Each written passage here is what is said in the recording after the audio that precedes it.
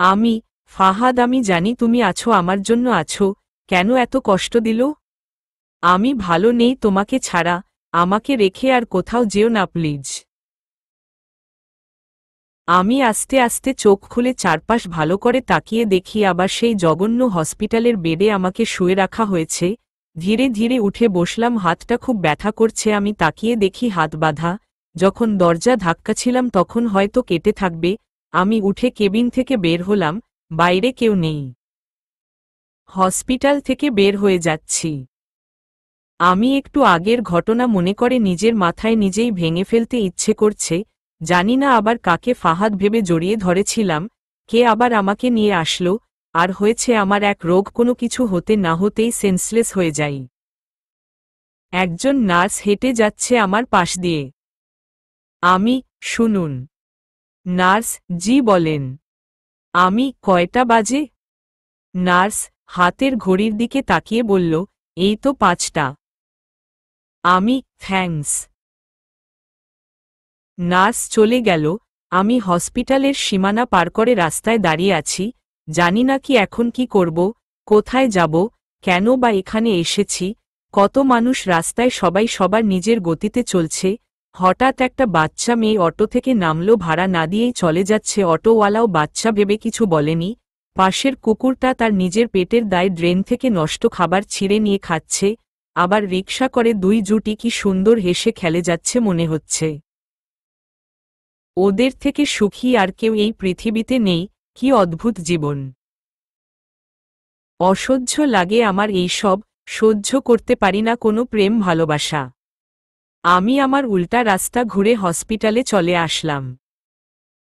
কেবিনে ঢোকার সময় ভিতরে সবার বড় বড় ধমকের স্বরে আওয়াজ শোনা যাচ্ছে। বাবা, কি করছিলে তোমরা? এতগুলো মানুষ থাকতেও কিভাবে আমার মেয়েটা বের হয়ে গেল? সবাই নিজের চোখে দেখছো ওর কষ্টটা, তারপরেও কিভাবে ওকে একা কেবিনে রেখে যাও? বুবু, চাচ্চু, আমি ওয়াশরুম গেলাম, যাওয়ার আগে ওকে বেডেই দেখে গেছি, কিন্তু 1 মিনিটে ও বের হয়ে যাবে কিভাবে বুঝব? আমি কেবিনের ভিতর ঢুকতেই দেখি সাইম আর আমান ওদের কথা শুনছে। বাবা আর বুবু মুখোমুখি। বুবুর পাশ থেকে দরজা সরাসরি দেখা যায়। ও আমাকে দেখে ডাক দিল, বুবু। আইসি, আবার কই গিয়েছিলি? কে নিয়ে এসেছে তোকে? আমি, ভালো লাগছিল না তাই বাইরে হাঁটতে গিয়েছিলাম। বুবু, আমাকে বলতি। বাবা, আয়েশা, যাও, অনেক কষ্ট দিয়েছ, অনেক শুয়ে রেস্ট নাও। বাবা বের হয়ে গেল, সাথে আমান ছেলেটাও। সাইম, তুই যে একা বাড়ি আসতে পারিস আমি ভুলে গিয়েছিলাম।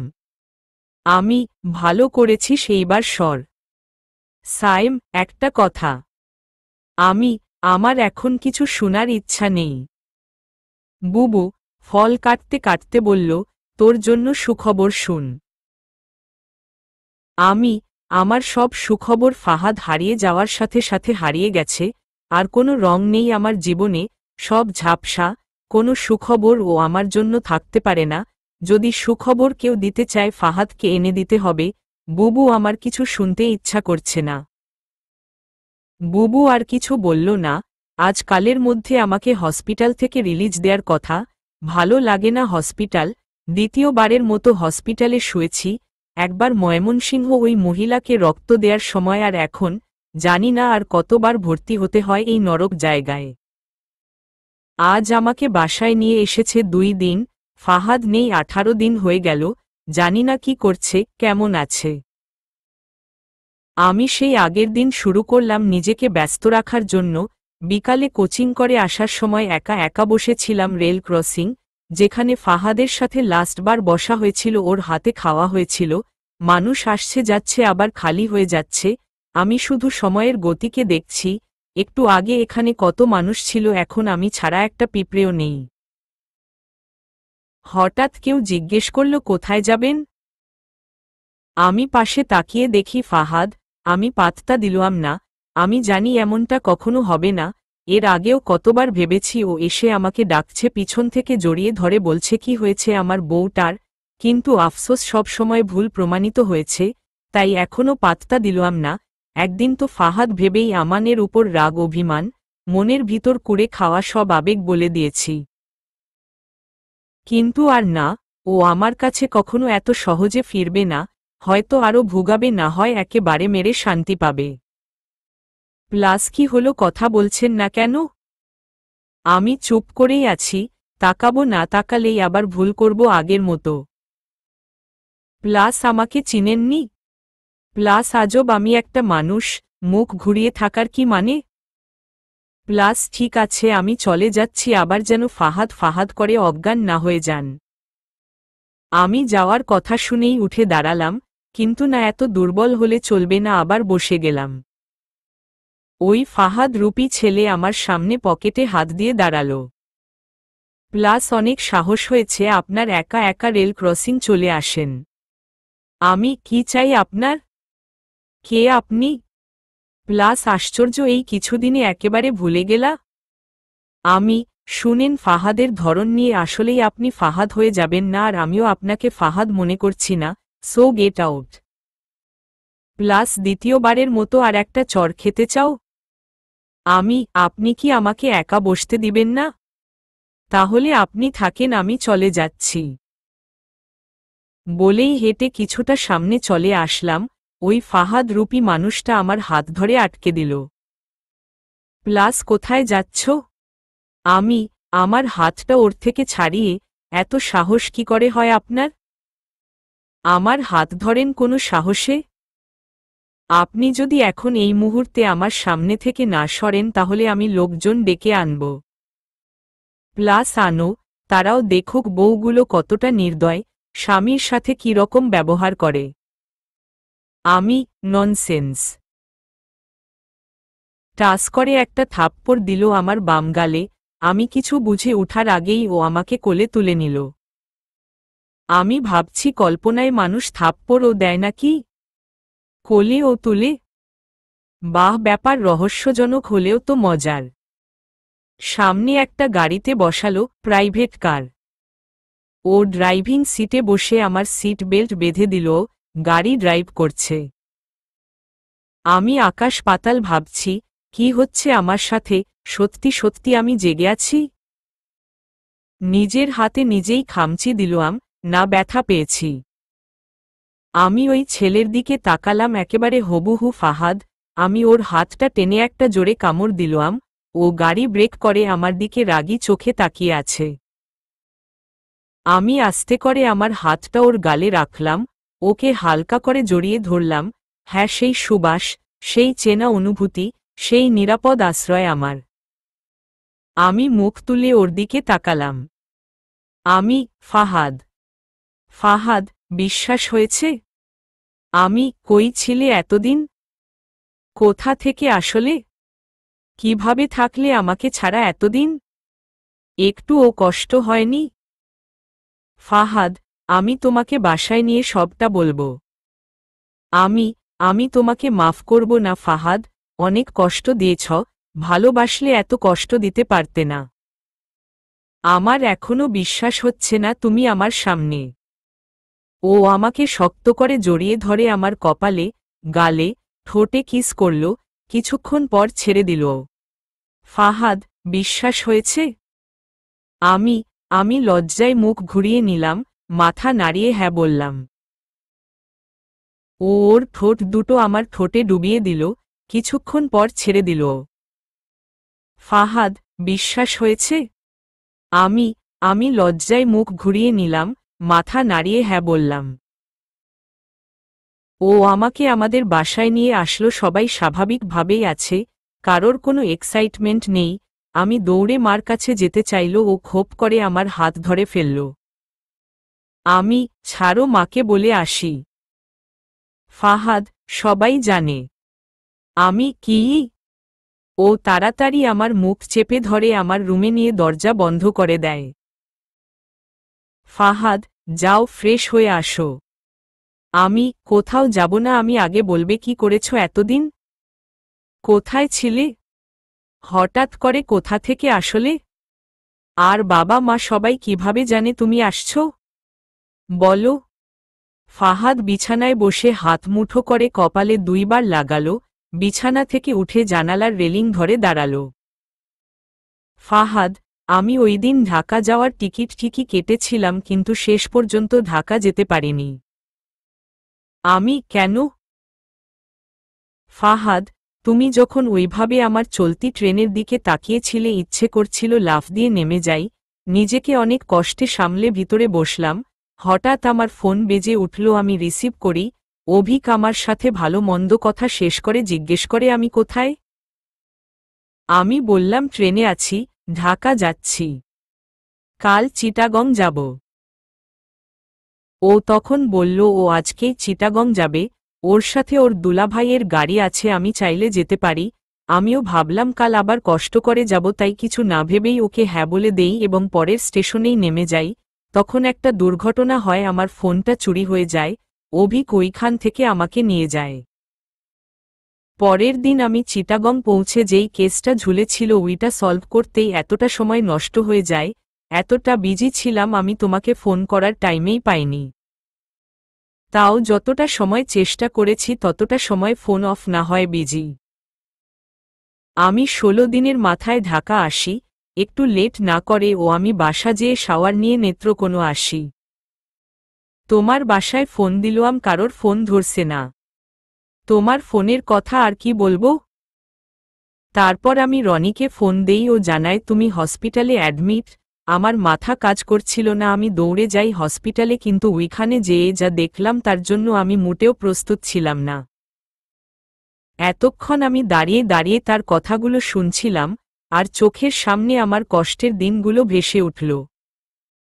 আমি কি দেখলে? ফাহাদ, আমান তোমাকে ওর হাতে করে খাইয়ে দিচ্ছে।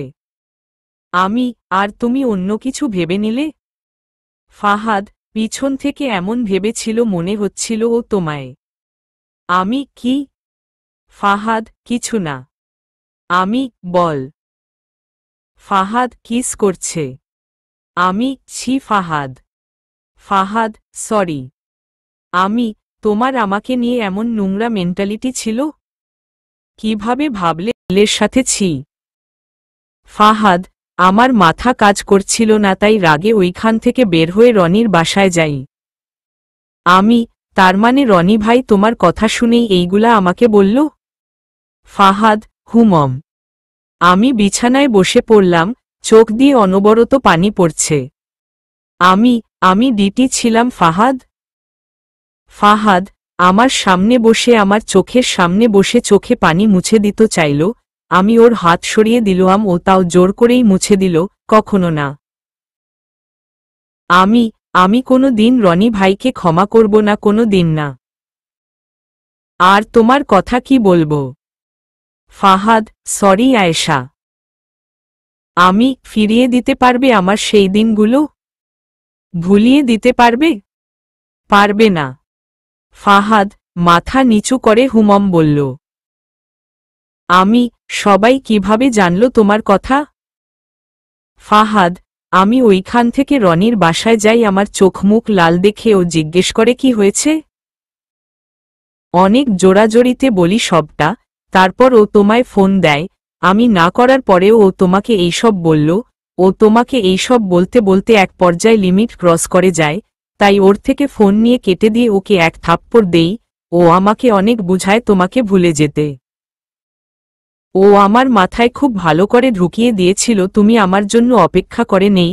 আমি রাগে অনেক ভাঙচুর করেছি। তার কিছুক্ষণ পর যখন তুমি আসলে ও আমায় আলমারির পিছনে লুকিয়ে থাকতে বলেছিল, আমিও দেখতে চেয়েছি আসলে তুমি আমার আয়েশা আছো কি না, কিন্তু তোমার কান্না দেখে আমি নিজেকে আটকে রাখতে পারলাম না। আমাকে আলমারির পিছনে থেকে বের হতে দেখেই ও তোমায় ওইভাবে বের করে মুখের উপর দরজা বন্ধ করে দিয়েছিল। আমি রাগে ওর কলার চেপে ধরি, ও আমায় বলল আর একটু দেখতে। তারপর আমি রাগে টেবিলে থাকা গ্লাসটা জুড়ে আছাড় মারি।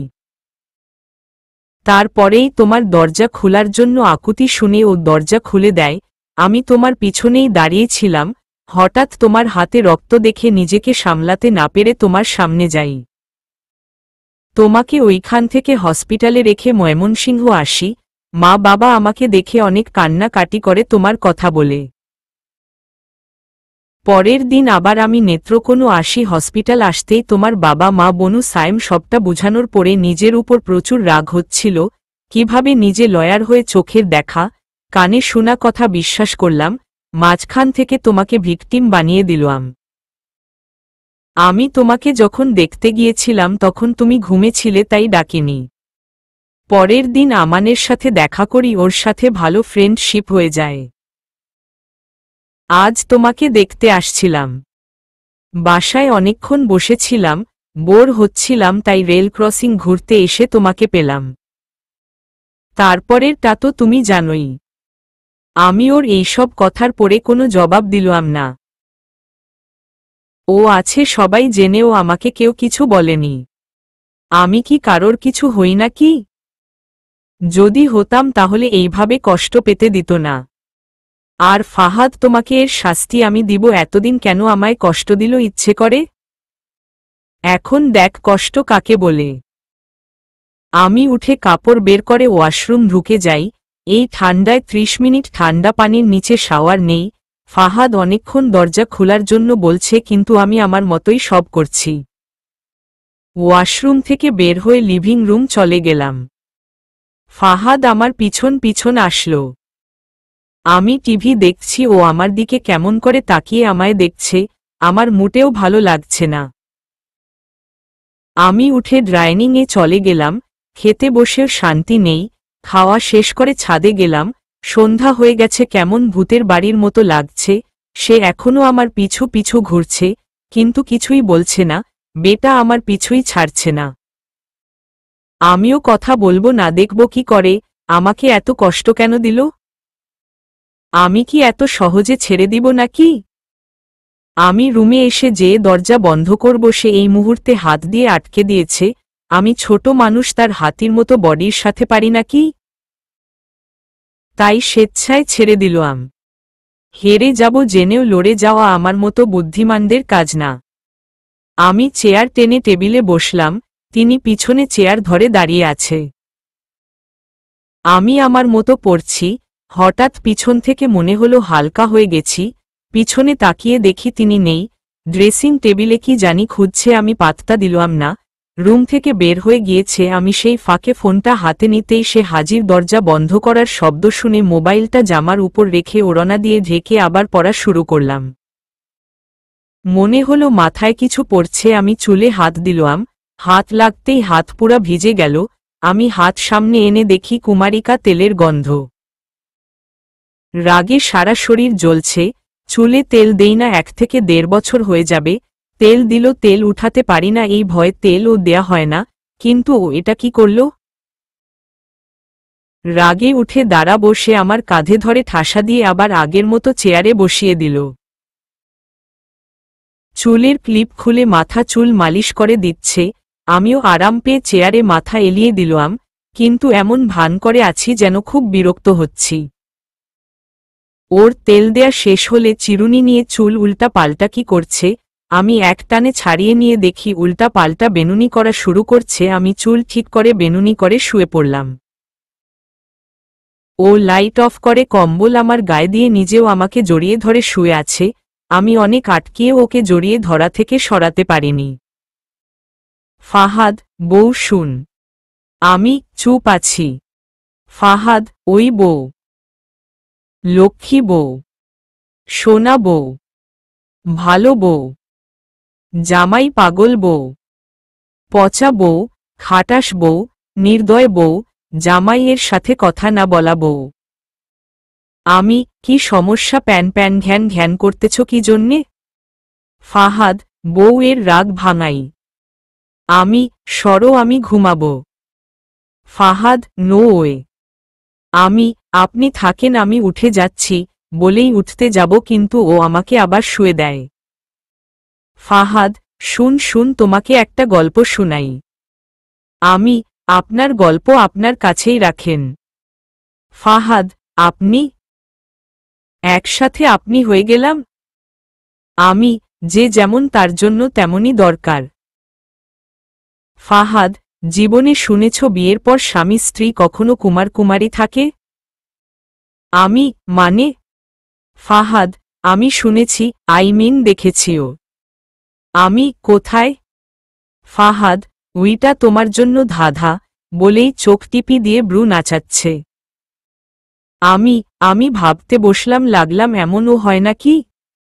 হলে হোক আমার কি, তবে বুদ্ধি করে কিছু একটা তো বলা লাগবে। ফাহাদ, কি হলো? উইদিনের মতো ঢং করে চুল ফু দিয়ে বল দেখি। আমি আর কে? আমি আপনি। ফাহাদ, এক্স্যাক্টলি। আমি ওর কথা শুনে হা হয়ে আছি।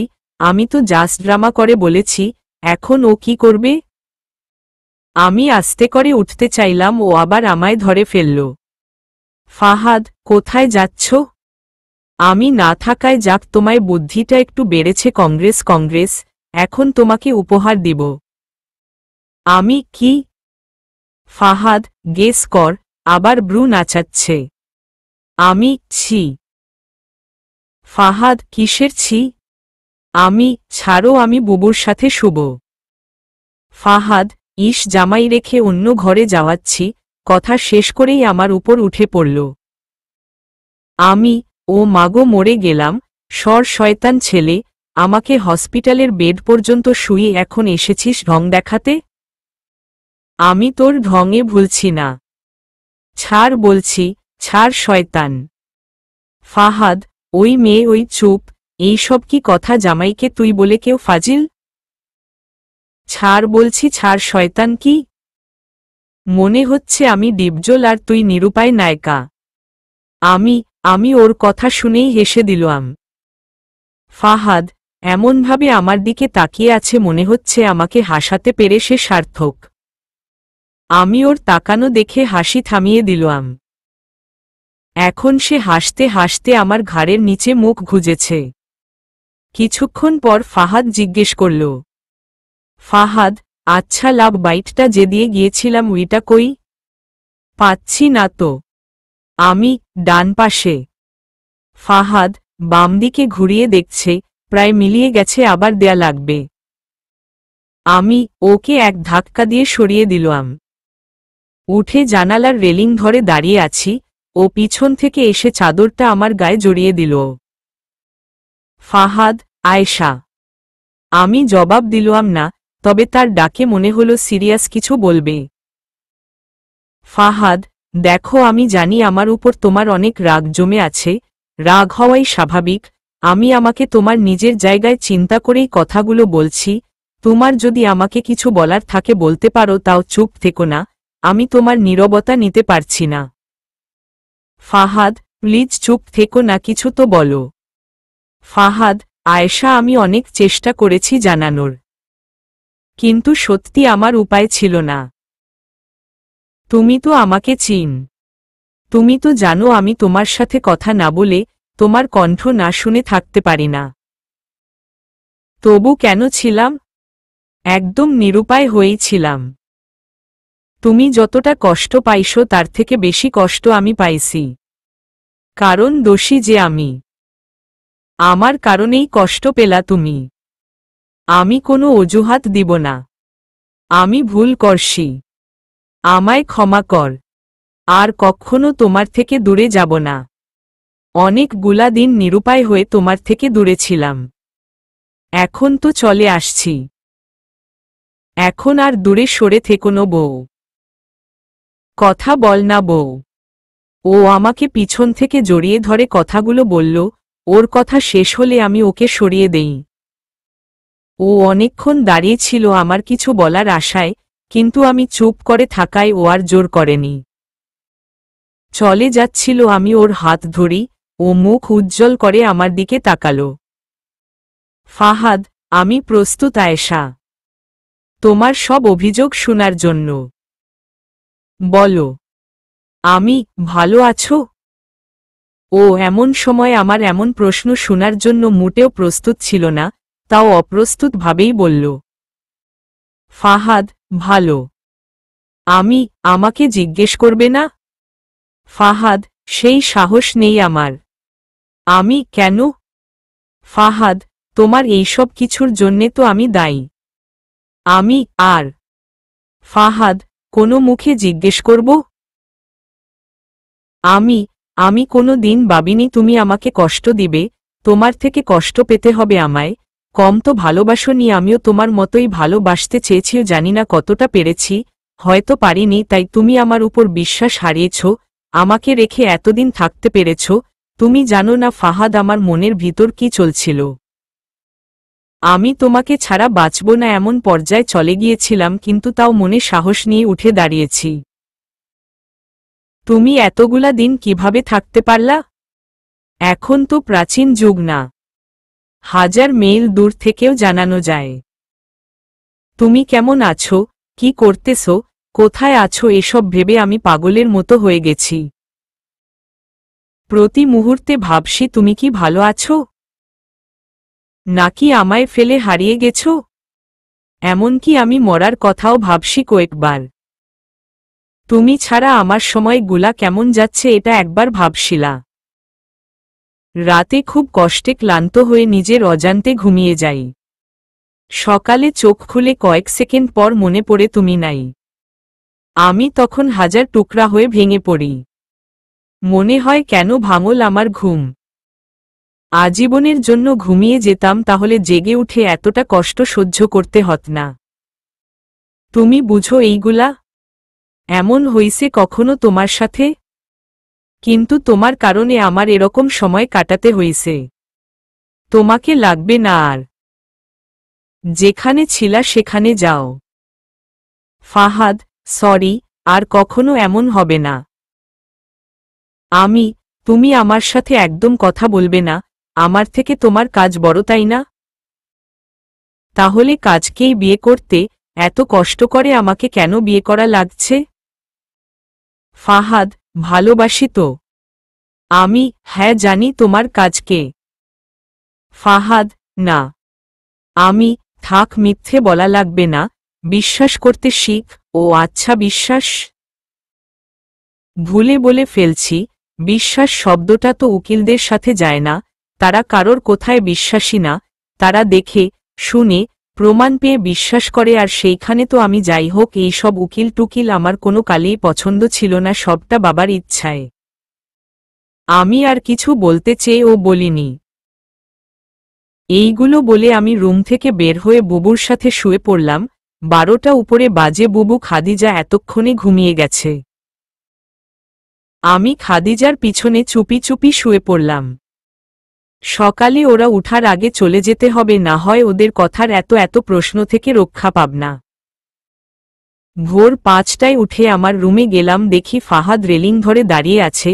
আমি কিছু বললাম না, অজু করে নামাজ পড়ে নিলাম, সে এখনো দাঁড়িয়ে আছে।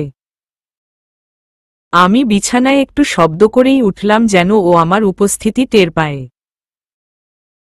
কম্বলের ভিতর গুটিসুটি হয়ে শুয়ে পড়লাম। কিছুক্ষণ পরে উঠে দেখি ও একইভাবে দাঁড়িয়ে আছে। আমার আর ভালো লাগছে না ওকে এইভাবে দেখতে। বেচারা সারা রাত এইভাবে দাঁড়িয়ে কাটিয়েছে, আমার নিজের উপর খুব রাগ হচ্ছে। আমি ওর পিছনে যেয়ে দাঁড়ালাম, ওর কাঁধে হাত দিতেই আমার দিকে ঘুরে তাকালো। ওর চোখ লাল হয়ে আছে। এখন সত্যি সত্যি খুব খারাপ লাগছে। আমি তো ওকে কষ্ট দেওয়ার জন্য এইসব বলিনি, আমি তো ওকে শুধু বুঝাতে চেয়েছিলাম আমি কতটা কষ্ট দিনগুলো কাটিয়েছি। আমি ওকে জড়িয়ে ধরলাম, ও এখনো মূর্তির মতো দাঁড়িয়ে আছে, আমাকে ধরছে না। আমি ওর মুখে হাত দিয়ে বললাম, দোষ করবে তুমি আর আমি পাবো কষ্ট, আবার কিছু বলাও যাবে না, তাহলে তুমি সব দিক দিয়ে জিতছ, আমি কি? ফাহাদ, কিছু না। আমি কি? আমি কিছু না? বাহ বাহ। ফাহাদ, তোমাকে কিছু না বলিনি। থাক, বুঝছি। হ্যাঁ আমি জানি আমি কিছু না, কিছু হলে তো এইভাবে ছেড়ে 18 দিন গায়ে হাওয়া লাগাতে পারতা না। বুঝা হয়ে গেছে আমার, আমি যে কার কি খুব ভালো করেই বুঝতে পারছি। বিয়ের আগে কত প্রেম আর এখন। ফাহাদ, সব আগের মতোই আছে। কেমন আছে দেখছি। ফাহাদ, দেখি সরো, ব্যাগ ঘুচাবো। মানে? ফাহাদ, বাসায় যাব। কেন? ফাহাদ, কাজ আছে। আমি সরি, রাতে বেশি বলে ফেলেছি। ফাহাদ, না ঠিক আছে, আমি কিছু মনে করিনি। আমি ওর পায়ে ধরে বসে পড়লাম।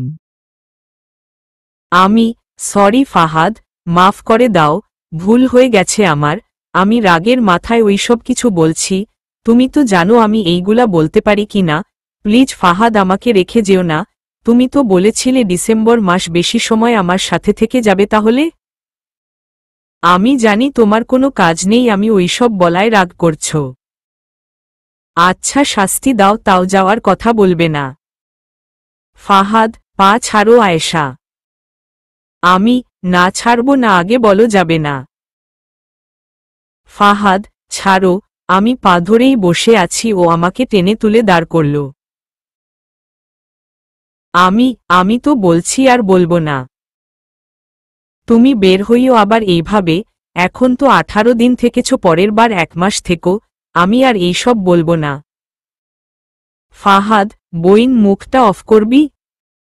আমি বইন হয়ে গেলাম? ফাহাদ, নিজে যখন বলিস তখন আমার কেমন লাগে বুঝো। আমি ভাই শুন।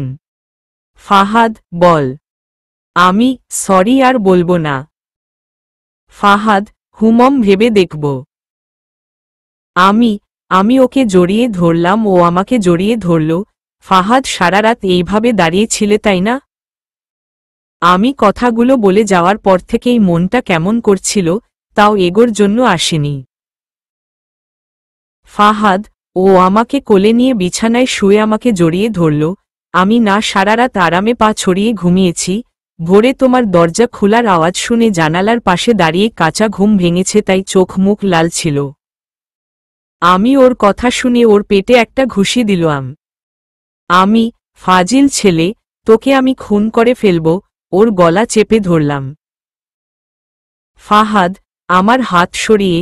এতদিন এইসব খুনিদের আমি শাস্তি দিতাম, আমাকে মারলে তোমাকে কে শাস্তি দিবে?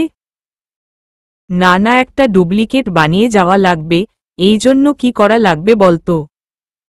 আমি কিছু করা লাগবে না, ঘুমাও। ফাহাদ, আরে শুনো, এই জন্য আমার ছেলেকে রেখে যাওয়া লাগবে। আমি ওর বুকে কিল ঘুষি দিচ্ছি, আমাকে জড়িয়ে ধরে আছে। 10টায় ঘুম থেকে উঠে খাওয়া দাওয়া করে প্রাইভেট যাওয়ার জন্য বের হলাম। ও আমাকে দিয়ে আসলো, বিকালে কোচিং শেষ করে একেবারে ঘোরাঘুরি করে সন্ধ্যায় বাসায় নিয়ে আসলো। রাতে শোয়ার আগে বলে রাখছিল কাল আমানদের বাসায় যাবে।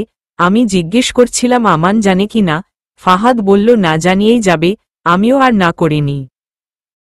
ছেলেটা ফাহাদ না থাকা অবস্থায় আমার জন্য অনেক করেছে। অন্তত একটা থ্যাঙ্কস আর সরি বলাও দরকার, কারণ অনেক সময় অনেক খারাপ ব্যবহার ও করে ফেলেছি, কিন্তু কিচ্ছু বলেনি। আমি তো মনে মনে একটা ব্যাপার ভেবেই রাখছি, ওইটা হলে তো ভালোই হবে। ফাহাদকে ও বলে দেখব। 11টার দিকে আমরা দুইজন তার বাসার সামনে দাঁড়িয়ে আছি। ফাহাদ কলিং বেল বাজাচ্ছে, কিন্তু কেউ দরজা খুলছে না। ফাহাদ, হয়তো বাসায় কেউ নেই। আমি তাহলে? ফাহাদ, বিকেল দিকে আসব। আমি ঠিক আছে। ফাহাদ আমাকে নিয়ে আমাদের কলেজ গেল। সবকিছু ঘুরে ঘুরে দেখলাম। আমানের সাথে কোনো জায়গায় ধাক্কা খেয়েছি, তাও মুখ ফসকে বলে দিয়েছি। প্রথমে রাগ দেখালেও পরে আর কিছু বলেনি। বিকেল দিকে যেয়ে দেখি দরজা খোলাই। ফাহাদ অনেকক্ষণ ডাকল আমান বলে, কেউ সাড়া দেয়নি বলে ও ভিতরে ঢুকে গেল। আমি ওর হাত ধরে আটকালাম। আমি এইভাবে যাওয়াটা ঠিক হবে? কি ভাববে?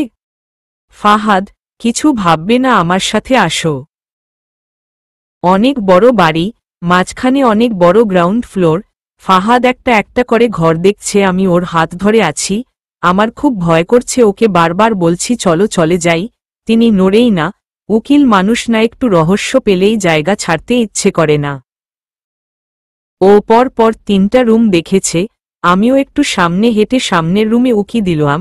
আমি এইসব দেখে দৌড়ে ফাহাদকে টেনে ওই রুমের কাছে আনি, আঙ্গুল দিয়ে ইশারা করে দেখাই।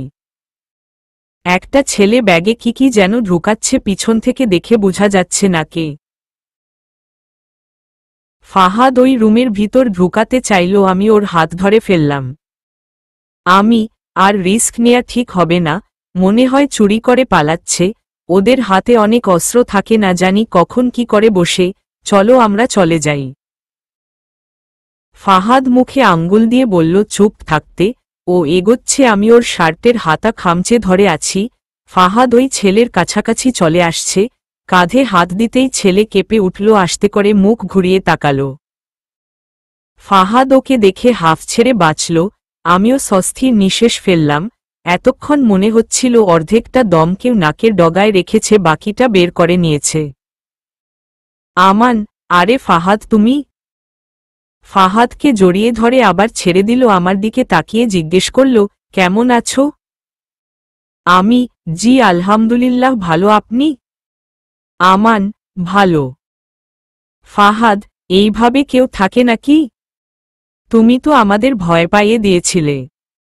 আমান, সরি, আসলে আমি আমার নিজ শহরে ফিরে যাচ্ছি, ওইখানেই থাকবো এখন থেকে। ফাহাদ, হঠাৎ এমন ডিসিশন? আমান, সবকিছু তো হঠাৎ করেই হয় তাই না? ফাহাদ, হুমম তা ঠিক। আমি, ভাইয়া আমি সরি, আসলে আপনার সাথে অনেক খারাপ ব্যবহার করছি, আর অনেক অনেক থ্যাঙ্কস, আপনি না থাকলে আমি এতটা সাহস ভরসা পেতাম না। ফাহাদ অনেক ডিপলি আমানকে জড়িয়ে ধরেছে, ঋণী করে দিল ম্যান। আমান ফাহাদের দিকে তাকিয়ে বলল, তোমরা কি এইসবের জন্য এসেছ? ফাহাদ মাথা চুলকে বলল, বলতে পারো। আমান, খুব খারাপ করেছ। আমি, এখন থেকে আপনার এলাকায় থাকবেন? আমান, হ্যাঁ। আমি, বিয়ে শাদী করলে দাওয়াত পাব? আমান, যদি করি অবশ্যই জানাব। ফাহাদ, যদি করি মানে কি? দাঁড়াও, তোমার জন্য বউ দেখা শুরু করছি।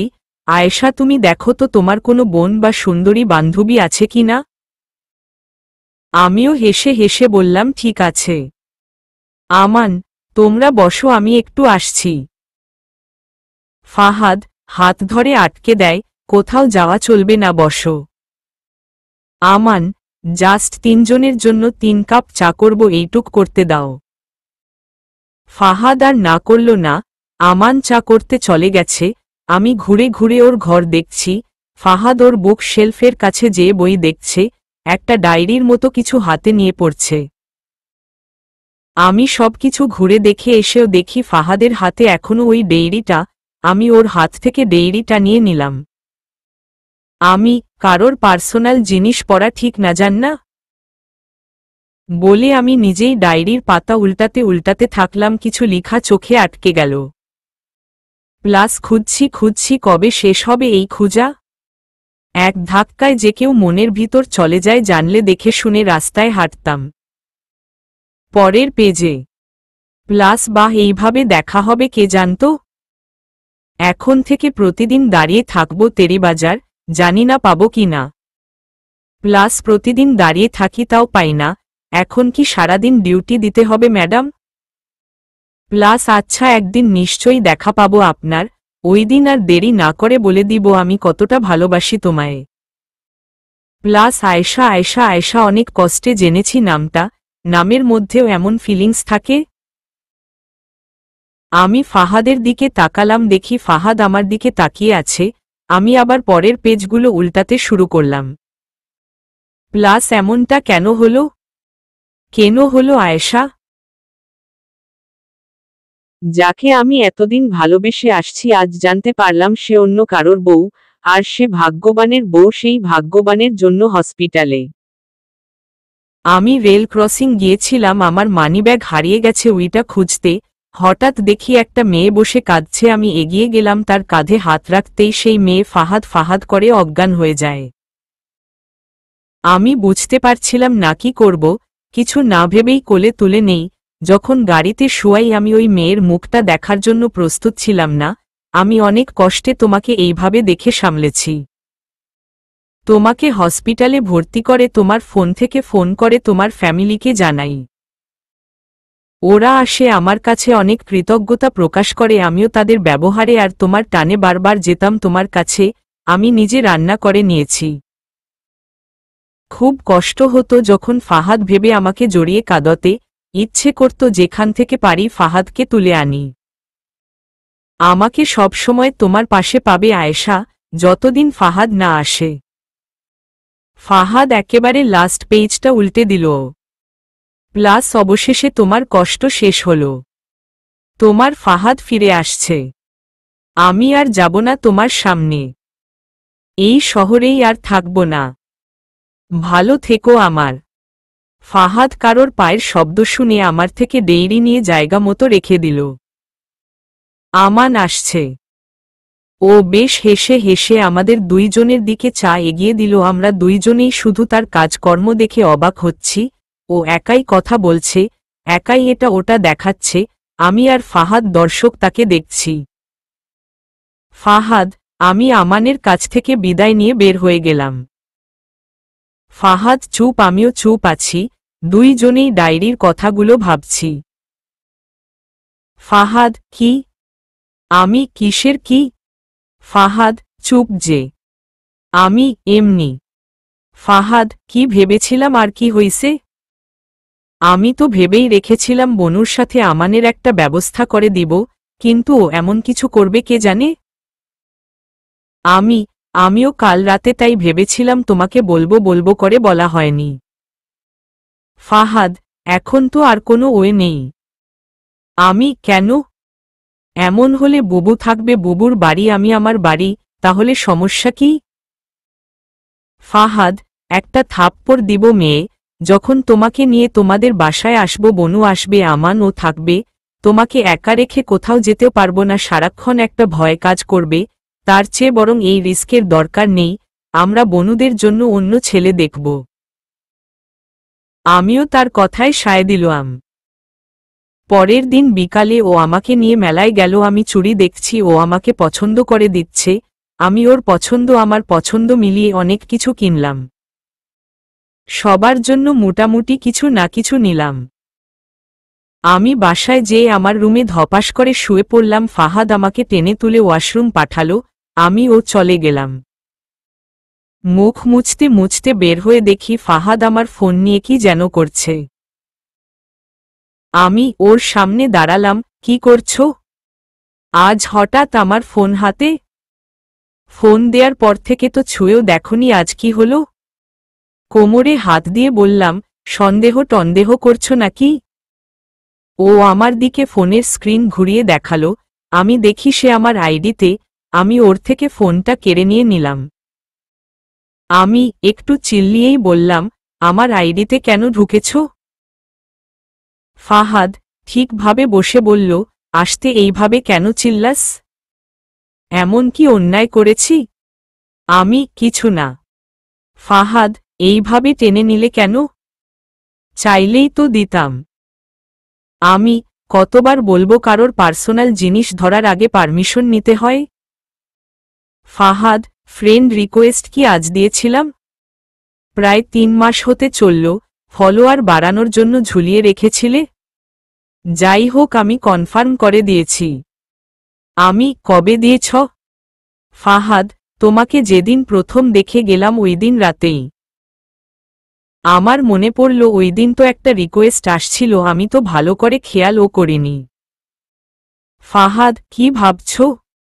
আমি কিছু না, খুব খিদে পেয়েছে আমার, তোমার পেটে লাগলে খেতে চলো। আমি চলে আসছিলাম, ও আমার হাত ধরে আটকে দেয়। আমি বললাম তো খিদে পেয়েছে। ফাহাদ আমারও দুষ্টামি ভঙ্গিতে আমার ঠোঁটের দিকে তাকিয়ে আছে। আমি বুঝতে পেরে এক ধাক্কা দিয়ে বেরিয়ে গেলাম। খেয়ে এসে তাকে বিছানা রেডি করে আলমারি খুলে কম্বল বের করে দিলাম। ও শুয়ে পড়ল। আমি আমার ফোন নিয়ে বিছানায় বসে কোলে বালিশ রেখে আরাম করে ফোন চাপছি। তার আইডিটা খুঁজছি কিন্তু পাচ্ছি না, সার্চ দিতেই পেয়ে গেলাম। মেরুন টি শার্ট পরা একটা প্রোফাইল, ভালোই লাগছে দেখতে। তার টাইমলাইনে ঘোরাঘুরি করে দেখি সে পাবজি লাভার, পাবজি এর সব ফর্মালিটিস শেয়ার দিয়া। বাকি যা আছে সব আদিকালের বন্ধুদের সাথে ছবি শেয়ার দেয়া আর নানা রকম সিরিয়াস পোস্ট করেন। হাবিজাবি আর কিছু সব দেশ বিদেশের খবর তার টাইমলাইনে। তবে একটা জিনিস খেয়াল করলাম, সে যে বিবাহিত এটা কোথাও উল্লেখ নেই, এমনকি তার রিলেশনশিপ স্ট্যাটাসও খালি। না, এই ব্যাপারটা মানতে পারলাম না। ও অন্তত রিলেশনশিপ দিয়ে রাখতে পারত, নিশ্চয়ই মেয়েদের সাথে পল্টিবাজি করে, না হয় আর তো কোনো কারণ দেখছি না। আমি ওর দিকে ঝুঁকে দেখি ঘুমিয়ে গেছে। আমি ওর পাশে থেকে ওর ফোন নিয়ে দেখি লক করা। এখন কি করব? আমি আস্তে আস্তে একটা পাসওয়ার্ড দিচ্ছি, কিন্তু খুলছে না। কিছুক্ষণ ভাবার পরে আমার আর তার নামটা একসাথে করে লিখলাম, সাথে সাথেই লক খুলে গেল। আমি ওর আইডিতে ঢুকে আমার সাথে রিলেশনশিপ স্ট্যাটাস দিয়ে বের হয়ে গেলাম। আমি আমার আইডিতে ঢুকে ট্যাগটা কনফার্ম করে টাইমলাইনে আনলাম। লাইক আসা শুরু করছে, কিছুক্ষণ পর থেকেই কমেন্ট আসবে। আমি ডাটা অফ করে শুয়ে পড়লাম। সকালে ফাহাদ, আয়েশা ওই মেয়ে। আমি হুমম কি? সকালবেলায় চিল্লাছ কি জন্য? ঘুমাতে দাও। ফাহাদ, ঘুম থেকে উঠো, আজ তোমার খবর আছে। কাঁচা ঘুমে ছিলাম, যার কারণে কথাটা সরাসরি আমার কানে ঠিকভাবে পৌঁছাল না। যখন আস্তে আস্তে ভিতরে ঢুকল, সাথে সাথে এক লাফে উঠে বসে পড়লাম। ফাহাদ আমাকে এইভাবে উঠতে দেখে আমার কাছে দৌড়ে আসল। আমি ওকে জড়িয়ে ধরলাম। ফাহাদ, এত ভয় কেন পাচ্ছ? দেখছ তো স্বপ্ন ছিল, আর আমি তো আছি, কিচ্ছু হবে না। আমি সত্যি কিছু হবে না? ফাহাদ, না। আমি সত্যি? ফাহাদ, সত্যি সত্যি সত্যি। আমি ওকে ছেড়ে দিলাম। আমি এইবার বলো কি বলবে? ফাহাদ, মানে? আমি তখন যে বললা খবর করবা। ফাহাদ, তুমি স্বপ্ন দেখনি? আমি না। ফাহাদ, ড্রামাবাজ মেয়ে, রিলেশনশিপ স্ট্যাটাস কি দিয়েছে? আমি কি করে জানব? তোমার ফোনে তো লক দে। আমি জিভে কামড় দিয়ে মুখ ঘুরিয়ে নিলাম। ফাহাদ, আমার ফোন লক তুমি জানলে কিভাবে? আমি তো জানি না বললাম। আর কি বললাম? হাত নাড়াচড়া করছি, ছটফট করছি, অস্থির লাগছে। ফাহাদ, তুমি কার সাথে মিথ্যে বলছো ভুলে গেছ? আমি জানি আপনি কি। আমি মিথ্যা বলবো কেন শুধু শুধু? ফাহাদ, চুরি বিদ্যা মহাবিদ্যা যদি না পড়তে ধরা। তুমি দিশো রিলেশনশিপ? আমি দিসি, ভালো করছি, বিয়ে করেও সিঙ্গেল সেজে থাকা না। আজ করছিলে বিয়ে? ফাহাদ, এতদিন ঝুলিয়ে রেখেছিলে কেন? আমি কি দিতাম না? আমি যাও যাও সরো, বুঝা হয়ে গেছে আমার। আমি ওকে সরিয়ে উঠে দাঁড়ালাম। হাত মুখ ধুতে চলে গেলাম। এসে দেখি তিনি ঘরে নেই, ভেবেছি খেতে বসেছে। আমিও গেলাম, কিন্তু তাকে পেলাম না। খাদিজাকে ডেকে জিজ্ঞেস করলাম, ও বলল বাবার ঘরে। আমি আর কিছু না বলে আমার রুমে চলে আসলাম। ফোন হাতে নিয়ে ডাটা অন করে দেখি শুধু নোটিফিকেশন। আমি কমেন্টে যেয়ে দেখি সবাই ফাহাদকে পচাচ্ছে আর আমাকে অভিনন্দন জানাচ্ছে। ফাহাদ রুমে আসলো, মুখটা কেমন কালো দেখাচ্ছে। আমি ফোনটা সাইডে রেখে ওর কাছে গেলাম। ও ততক্ষণে বিছানায় বসে পড়েছে, দুইটা হাত দুই দিকে রেখে মাথা নিচু করে আছে। আমি বুঝতে পারছি সিরিয়াস কিছু না হলে ও এমন থাকে না। আমি ওর মুখে হাত দিয়ে উপরে তুললাম। কি হয়েছে? ফাহাদ, কিছু না। বাবার রুমেই তো ছিলে তাহলে? বাবা কি কিছু বলেছে? ফাহাদ উঠে দরজার সামনে থেকে হেঁটে আবার বেডে এসে বসল। বলবে কি হয়েছে? ফাহাদ, আরও 4 বছর পরে তোমাকে আমি নিজের করে পাব, আমার বাড়ি নিতে পারব। আঙ্কেল বলেছে আজ থেকে সায়েমের সাথে থাকতে। কি? ফাহাদ, হুমম। কিন্তু কেন? আমাদের তো বিয়ে হয়ে গেছে, তাহলে কি সমস্যা? ফাহাদ, তোমার বয়স অনেক কম আয়েশা। তুমি বুঝবে না, আসলে ভুলটা আমারই, আমার কারণেই বিয়েটা এত তাড়াতাড়ি হয়েছে। তোমার বাবা প্রথম থেকেই না করেছিল, বলেছিল 4 বছর ওয়েট করতে, কিন্তু আমি আচ্ছা বাদ দাও। আমি আমি বাবার সাথে কথা বলছি। ফাহাদ আমার 2 হাত ধরে ওর মুখের সামনে নিয়ে হাতের উল্টো পাশে চুমু দিল। একদম না, উনি যা বলেছেন তাই হবে। আমিও মানব, তুমিও মানবে, এটা আমার রিকোয়েস্ট। আমি আর কিছু বললাম না। আস্তে আস্তে ডিসেম্বর মাস শেষ হয়ে গেল, ফাহাদও চলে গেল। আমি আবার পড়াশোনায় মনোযোগ দিলাম। ফেব্রুয়ারিতে এসে ও ভ্যালেন্টাইন্স ডে আমায় প্রথম দিনের মতো সারপ্রাইজ দেয়। আমার শুধু একটাই আফসোস, ফাহাদ আমার জন্য অনেক করেছে, কিন্তু তার মূল্যে আমি ওকে কিছুই দিতে পারিনি। এপ্রিল মাস শুরু হলো, সাথে পরীক্ষাও এসে গেল। ফাহাদ আমার প্রথম 3টা পরীক্ষা পর্যন্ত ছিল। লাস্ট পরীক্ষার আগে আগে মামুনি, ফারিয়া, আঙ্কেল এসে থেকে গেছেন। পরীক্ষার লম্বা ছুটিতে ভার্সিটি কোচিং শুরু করলাম। আমি আমার লেখাপড়া, ফাহাদ তার ক্যারিয়ার নিয়ে বিজি হয়ে গেল।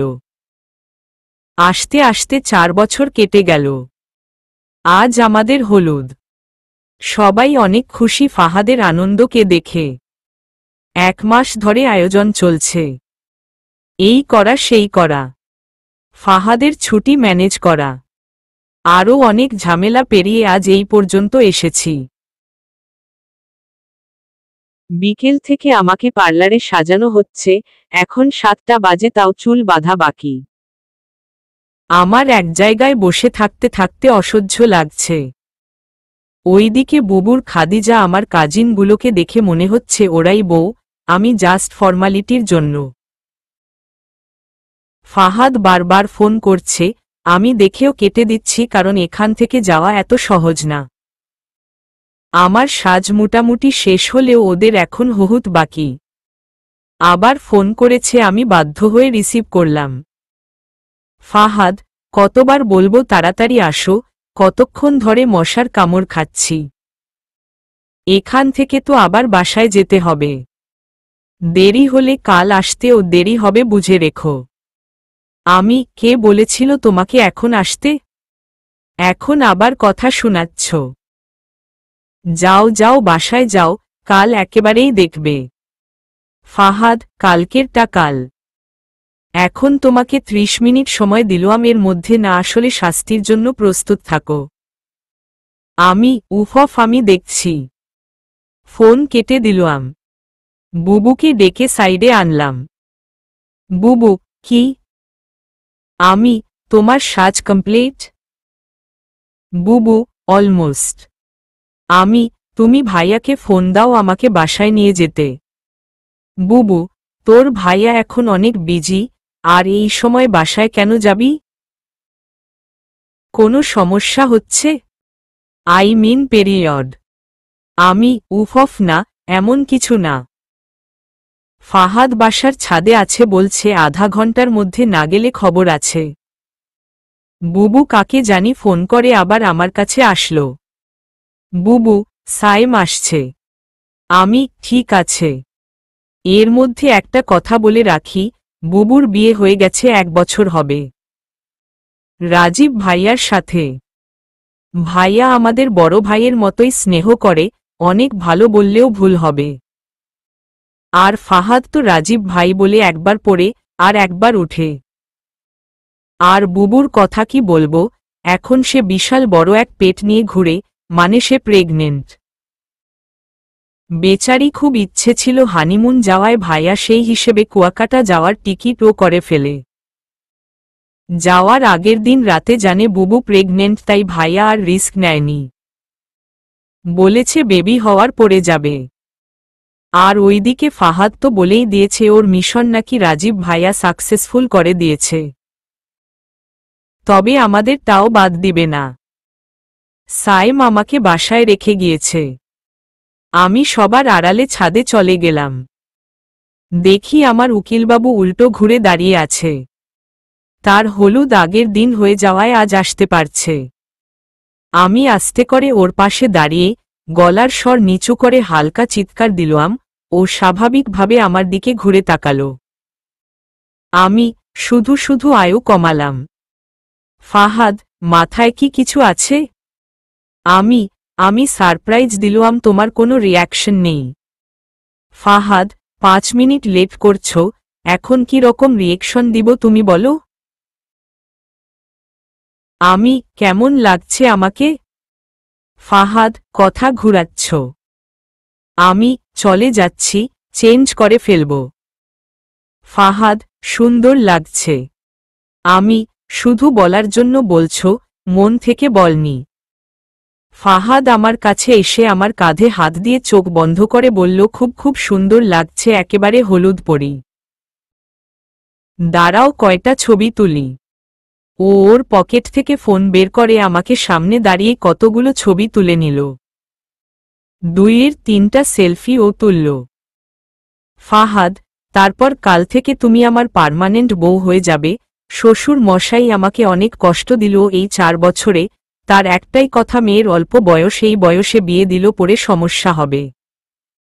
আগের কালের মেয়েরা কি বিয়ে করেনি? তাদের কি বাচ্চা হয়নি? এই জন্যই আধুনিক যুগটা আমার পছন্দ না।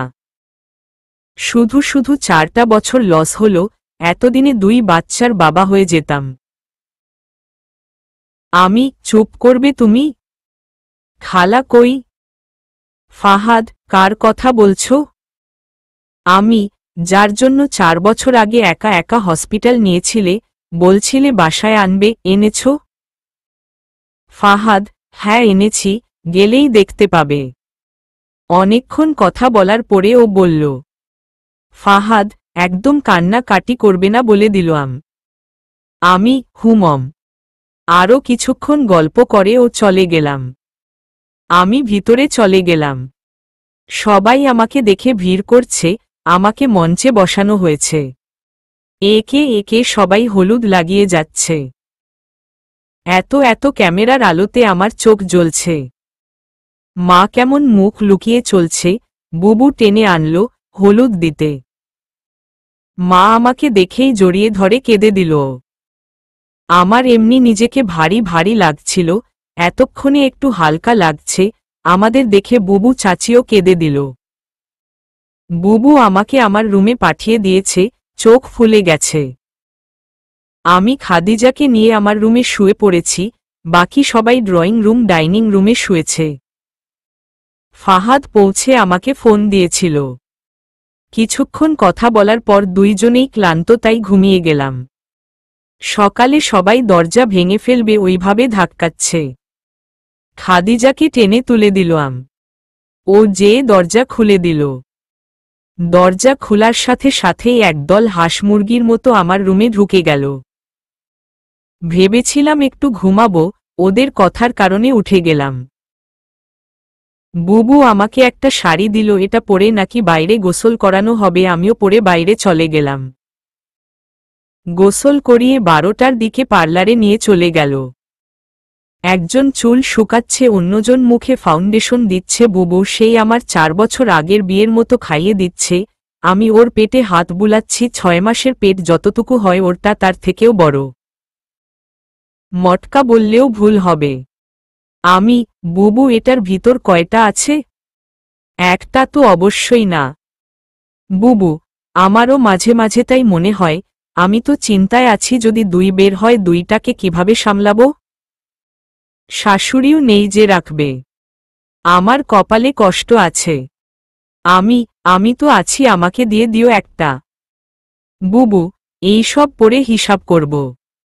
আমি তাকিয়ে দেখি বুবুর চোখ ছল ছল করছে, আমি সায় দিলেই কেঁদে দিবে। আমি অনেক কষ্টে নিজেকে সামলাতে না পেরে কেঁদে দিলাম। বুবু ও আর নিজেকে সামলাতে পারল না। বিকেল দিকে আমার সাজ কমপ্লিট। এর মধ্যে ফাহাদ অনেকবার ভিডিও কল করেছিল, কিন্তু আমার বোনগুলো দেখতে দেয়নি। বেচারা আমার সাথে কথা বলার সুযোগই পেল না, আবার দেখবে। বাকি সবার সাজ শেষ হতে হতে 6টা বেজে গেল। আমাদের জন্য গাড়ি পাঠানো হয়েছে। আমি বুবু, খাদিজা, মিলি, প্রাপ্তি গাড়িতে করে চলে আসলাম। বাকিরা সাজ শেষ হলে আসবে। মঞ্চ লাইটিং করা। নানা রকমের লাইটিং করা হয়েছে। নানা রকমের ফুলও আছে। কাঁচা ফুলের গন্ধে মঞ্চ ভেসে যাচ্ছে। আমি চুপচাপ বসে আছি। একটু পরেই শোনা গেল বর আসছে। সবাই আমাকে রেখে বর দেখতে চলে গেল।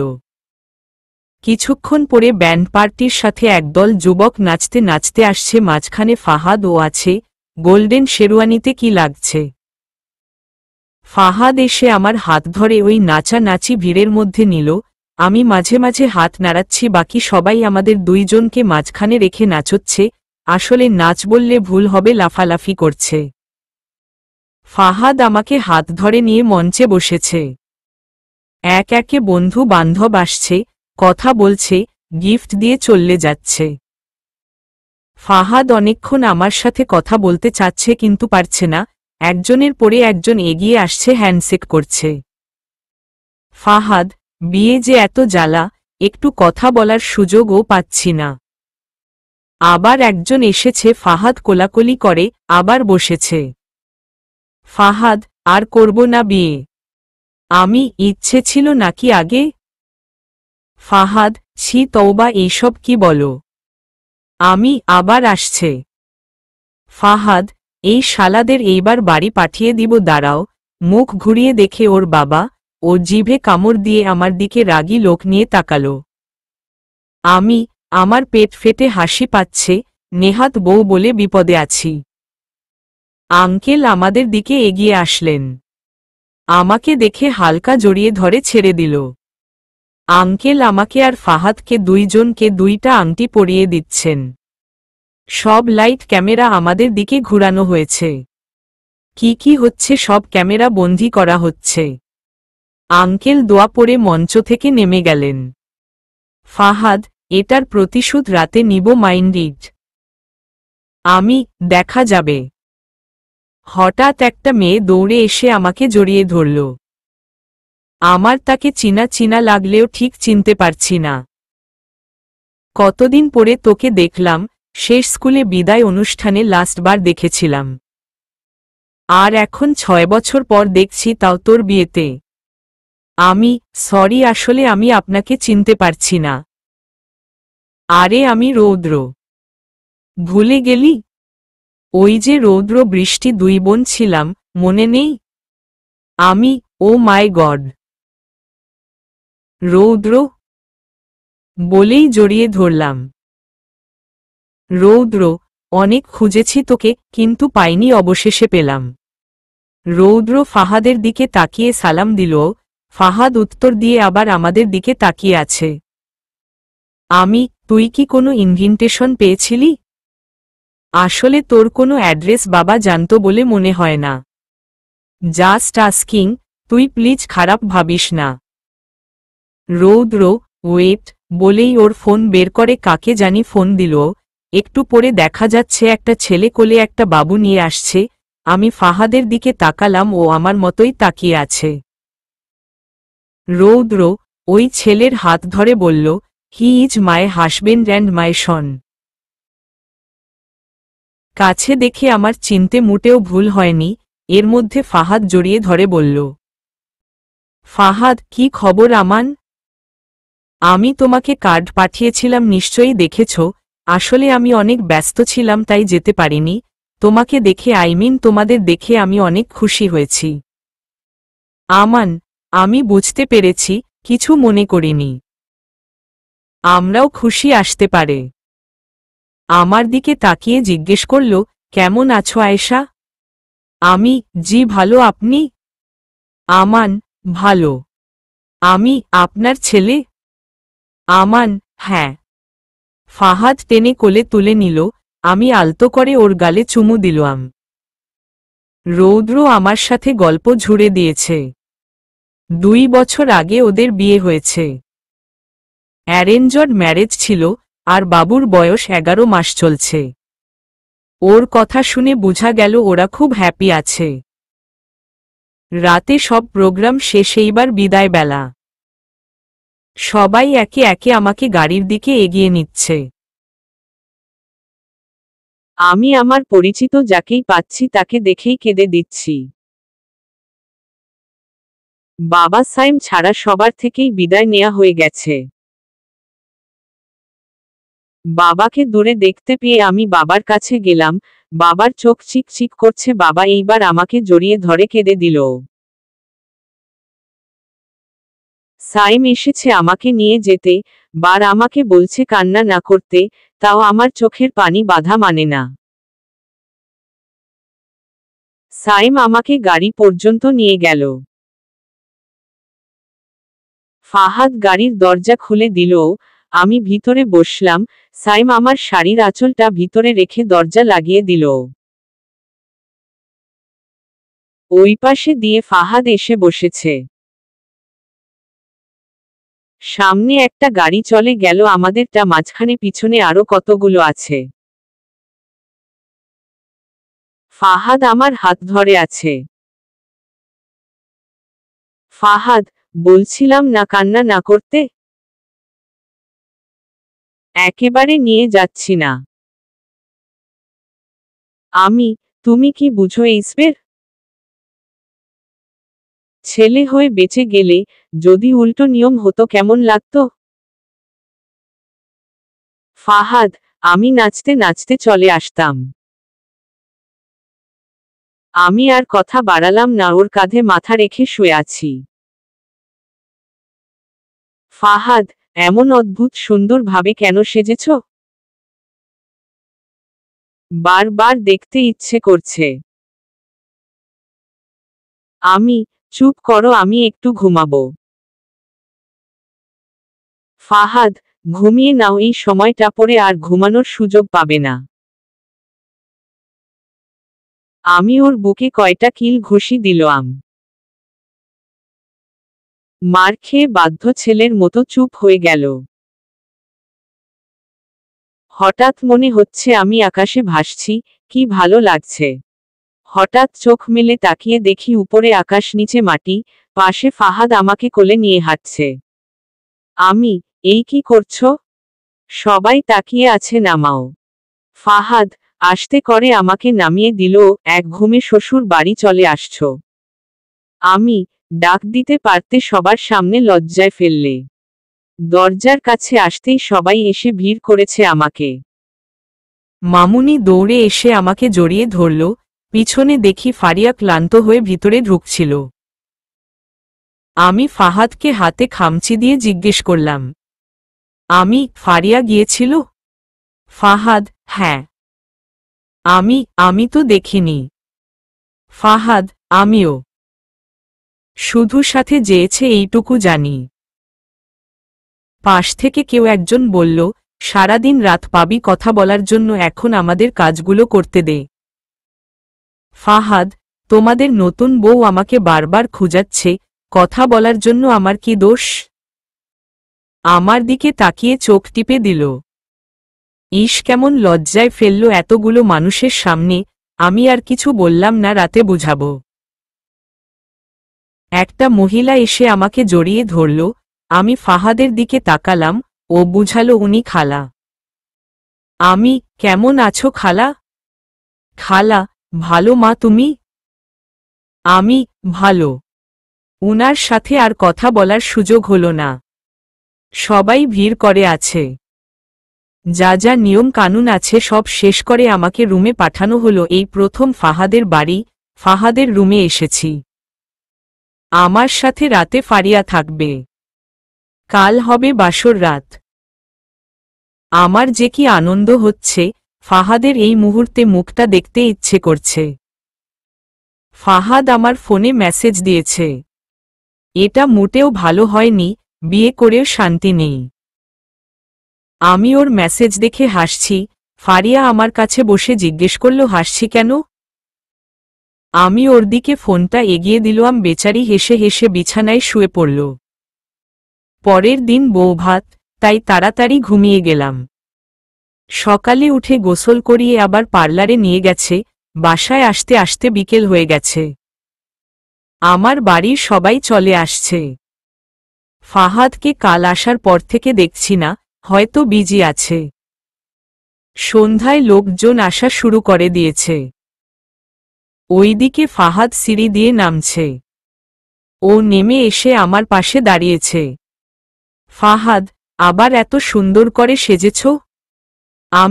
আপনিও কি কম সেজেছেন? ফাহাদ, তোমার মতো আলতা লিপস্টিক দেইনি।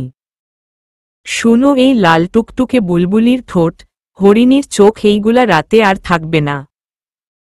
আমি অসভ্য ছেলে। প্রতি সেকেন্ডের ছবি তোলা হচ্ছে, ভিডিও করা হচ্ছে।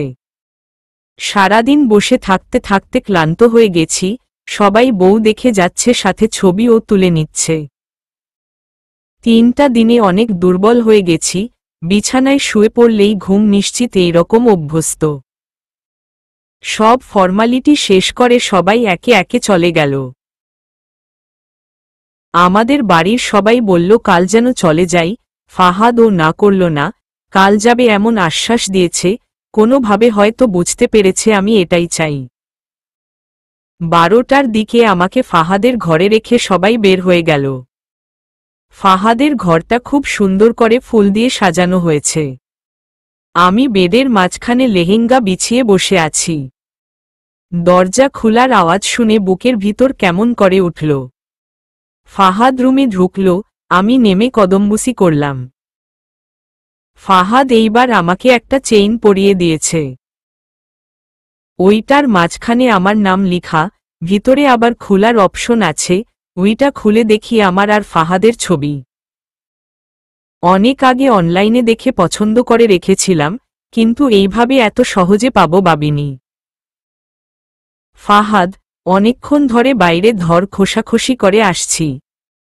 আমি কিসের? ফাহাদ, এই দরজার সামনে 2টা ফিতা ধরে বলে টাকা না দিলেও ভিতরে আসতে দিবে না, নগদ 5,000 দিয়ে আসছি, বাকি 10,000 বাকি। আমি, ভালো হয়েছে। ওর পাঞ্জাবি খুলতে খুলতে বলল। ফাহাদ, বলো তো এখন কি হবে? আমি, কিচ্ছু হবে না, 3 দিন অনেক কষ্ট করেছি, এখন ঘুমাবো। আমি চলে যাচ্ছিলাম, ও একটানে আমাকে ওর কাছে নিয়ে গেছে, আমার লেহেঙ্গা ভিতর দিয়ে আমার পেটে হাত দিয়ে স্লাইড করছে, আমি ছাড়াতে চাচ্ছি, ও কিছুতেই ছাড়ছে না। ও আমাকে কোলে তুলে নিল, আমার নাকে নাক ঘষছে। আমি, ছাড়ো বললাম তো, কষ্ট হয়েছে। ফাহাদ, কষ্ট কি তুমি একা করেছ? আমি করিনি। আমি, তুমি তো গায়ে হাওয়া লাগাতে বাইরে যেতে পারছ, আমি তো 3 দিন ধরে এক জায়গায়। ফাহাদ, বিয়ে করলে এইসব একটু হয়েই। ও আমাকে বেডের কাছে নিয়ে যাচ্ছে, ও আসতে করে রুমের লাইট অফ করে দিল, আমাকে বেডে শুয়ে দিয়েছে, ও আমার উপর শুয়ে আছে, আমার একদম কাছে চলে আসছে। আসতে করে আমার কানের দুল, গহনা সব খুলে নিয়েছে, ও আমার কপালে চুমু দিয়ে আমার ঠোঁটে এগিয়ে গেল। আমি মুখ পাশ ফিরিয়ে নিলাম, ও আমার মুখ সোজা করে কানে কানে বলছে। ফাহাদ, এত লজ্জা কেন পাচ্ছ বউ? আমি জবাব দিলাম না, ও বুঝেও না বুঝার ভান করলে কি জবাব দিব? ফাহাদ, তোমার কি কিছু মনে আছে? আমি, কি? ফাহাদ, বলছিলাম 1 বিয়ের বছরের মধ্যে আমার বাচ্চা চাই। আমি, অসভ্য, তুমি কোনো দিন ঠিক হবে না। ফাহাদ, এখন থেকে তো শুরু হবে অসভ্যতা কি? আমি কিছু বলতে চেয়ে ও পারলাম না, ও এর আগেই আমার মুখ বন্ধ করে দেয়, ঠোঁট জোড়া ওর দখলে নিয়ে নিয়েছে। 2 জনেই ভালোবাসার সাগরে পাড়ি দিলাম। সমাপ্ত।